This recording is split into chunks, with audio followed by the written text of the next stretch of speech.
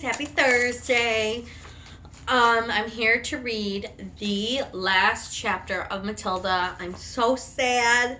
This was such a good book. I enjoyed reading it to you guys. I hope you enjoyed it too. So here we go. A new home. Later that day, the news began to spread that the headmistress had recovered from her fainting fit and had then marched out of the school building, tight-lipped and white in the face. The next morning, she did not turn up at school. At lunchtime, Mr. Tibley, the deputy, had telephoned her house to inquire if she was feeling unwell. There was no answer on the phone. That when school was over, Mr. Tribbley decided to investigate further. As he walked in the house where Miss Trunchbull lived at the edge of the village, the lovely small red brick Georgina building known as the Red House, tucked away in the woods behind the hills. He rang the bell, no answer. He knocked loudly, no answer. He called out, "Is anybody at home?" No answer. He tried the door and to his surprise found it unlocked. He went in. The house was silent. There was no one in it, and yet all the furniture was still in place. Mr. Tibley went upstairs to the main bedroom. Here also everything seemed normal until he started opening drawers, looking into the cupboards. There were no clothes or underclothes or shoes anywhere. They had all gone. "She's done bunk," Mr. Tribbley said to himself, and she went away to inform the school governors that the headmistress had apparently vanished.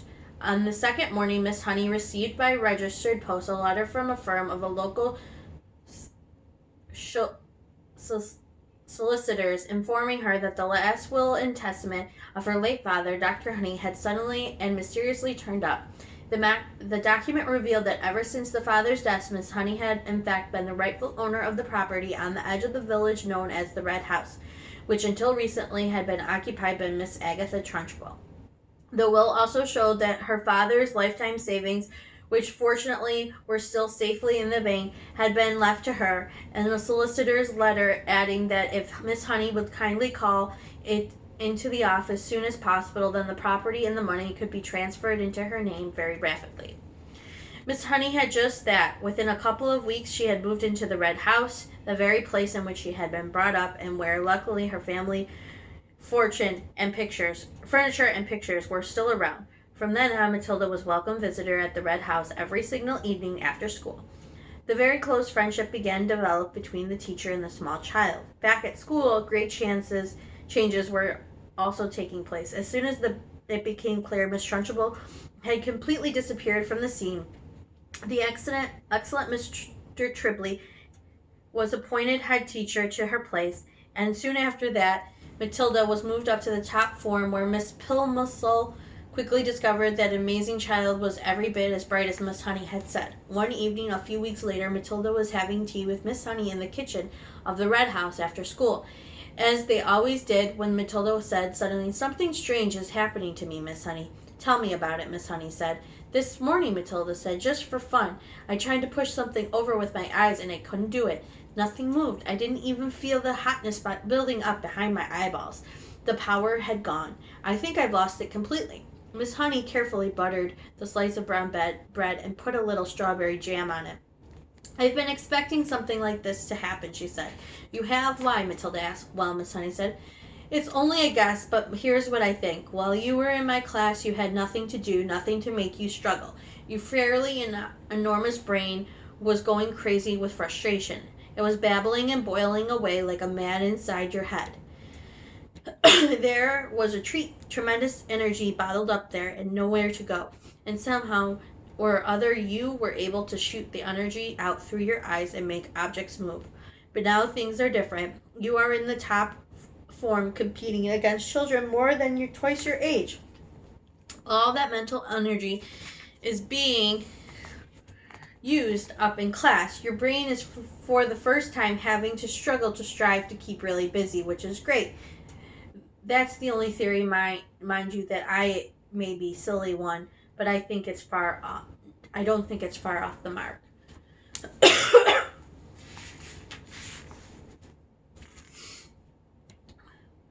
"I'm glad it happened," Matilda said. "I wouldn't want to go through a life of miracle worker worker. You've done enough, Miss Honey said. I can still hardly believe you made all this happen for me. Matilda, who had perched on a tall stool at the kitchen table, ate her bread and jam slowly. She did so love these afternoons with Miss Honey. She felt completely comfortable in her presence, and the two of them talked to each other more or less as equals. Did you know, Matilda said suddenly, the heart of a mouse beats at the rate of 650 times a second? I did not, Miss Honey said, smiling. How absolutely fascinating. Where did you read that? In a book from the library, Matilda said. And that means it goes as fast as you can't even hear the separated beats. It just sounds like a buzz. It must, Miss Honey said. And how fast do you think a hedgehog's heart beats? Tell me, Miss Honey said, smiling again. It's not as fast as a mouse, Matilda said. It's 300 times a minute. But even so, you wouldn't have thought it went as fast as that in a creature that moves so slowly, would you, Miss Honey? I certainly wouldn't, Miss Honey said. Tell me one more. A horse, Matilda said. That's really slow. It's only 40 times a minute. This child, Miss Honey told herself, seems to be interested in everything. When one is with her, it is impossible to be bored. I love it. The two of them stayed sitting and talking in the kitchen for an hour or so longer. Then at about 6 o'clock, Matilda said good night and set out to walk home to her parents' house, which was an 8-minute journey away. When she arrived at her own gate, she saw a large black... Here's a picture of Miss Honey talking to Matilda. Mercedes motor car parked outside. She didn't take too much notice of that. There were often strange cars parked outside her father's place. But when she entered the house, she was confronted by a scene of utter chaos. Her mother and father were both in the hall, frantically stuffing clothes and various objects into suitcases. What on earth is going on? She cried. What's happening, Daddy? We're off, Mr. Wormwood said, not looking up. We're leaving for the airport in a half an hour, so you better get packed. Your brother's upstairs, all ready to go.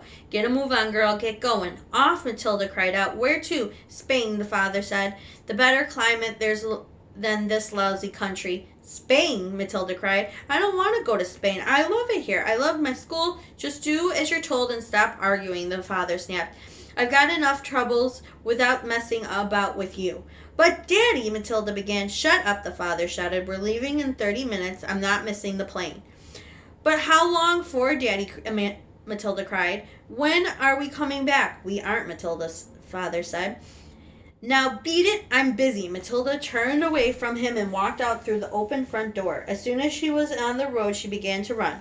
She headed straight towards Miss Honey's house and reached it in less than 4 minutes. She flew up the drive, and suddenly she saw Miss Honey in the front garden, standing in the middle of a bed of roses, doing something with a pair of clippers. Miss Honey had heard the sound of Matilda's feet racing. So here they are, cleaning up and packing up to go.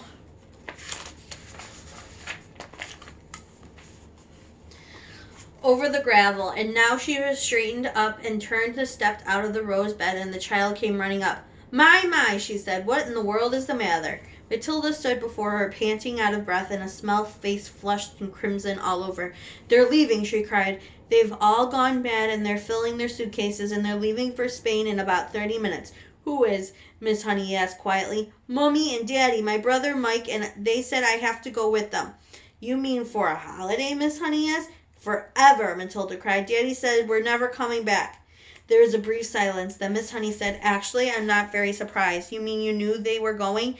Matilda cried. Why didn't you tell me? No, darling, Miss Honey said. I didn't know that they were going. But the news still doesn't surprise me. Why? Matilda cried. Please tell me why. She was still out of breath, running from the shock of it all. Because your father, Miss Honey said, is with a bunch of crooks. Everyone in the village knows it. My guess is he's a receiver of stolen cars from all over the country, and he's in it deep. Matilda stared at her open-mouthed. There they are, talking in the garden. Miss Honey went on. People brought stolen cars to your father's workshop where he changed the number of plates, resprayed the bodies different colors, and all the rest of it. And now somebody's probably tipped off the police, and they're on to him, and he's doing what we all do, running off to Spain where they can't get him. He'll have spending money out there for years, all ready to and waiting for him to arrive. They were standing on the lawn in front of the lovely red brick house when its weathered old red tiles and the tall chimney. Miss Honey still had a pair of garden clippers on her hand. It was a warm golden evening, and the blackbird was singing somewhere nearby. I don't want to go with them, Matilda shouted. I won't go with them. I'm afraid you must, Miss Honey said. I want to live here with you, Matilda cried out. Please let me live here with you. I only wish you could, Miss Honey said, but I'm afraid it's not possible. You cannot leave your parents just because you want to. They have the right to take you with them. But if they agreed, Matilda cried eagerly, what if they said, yes, I can stay with you? Would you let me stay with you then? Miss Honey said softly, yes, that would be heaven. Well, I think they might, Matilda cried. I honestly think they might. They don't actually care tuppence about me. Not so fast, Miss Honey said. We've got to be fast, Matilda cried. They're leaving at any moment. Come on, she shouted, grasping Miss Honey's hand. Please come with me and ask them. But we'll have to hurry. We'll have to run. The next moment, the two of them were running down the drive through together and then out to the road. Matilda was ahead, pulling Miss Honey after her by her wrist, and it was a wild and wonderful dash they made along the country lane, and there they are running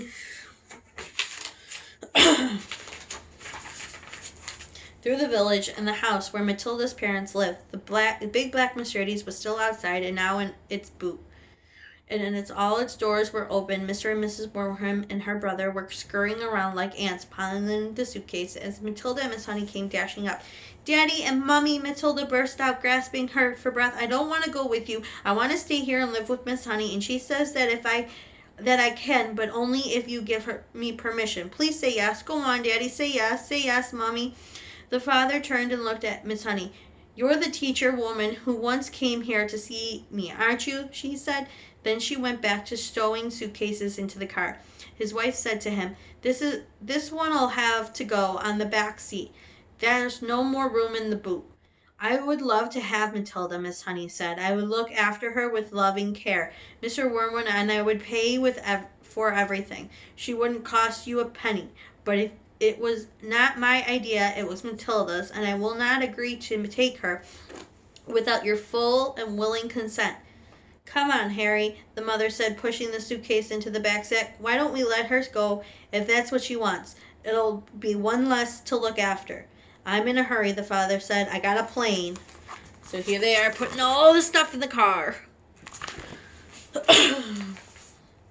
to catch. If she wants to stay, let her stay. It's fine with me. Matilda leapt into Miss Honey's arms and hugged her. Miss Honey hugged her back, and then the mother and the father and the brother were inside the car, and the car was pulling away with a tire screaming. The brother gave away through the rear window, but the other two didn't even look back. Miss Honey was still hugging the tiny girl in her arms. Neither of them said a word as they stood there watching the big black car tearing around the corner at the end of the road, disappearing forever into the distance. The end. So we finished the book. If you want and are able, Matilda is also a movie, and if you find the movie and you watch the movie, please let me know what you think comparatively. So, did you like the book better? Did you like the movie better? Did the movie follow the book? Let me know. All right. I love you guys. I miss you guys. Mwah!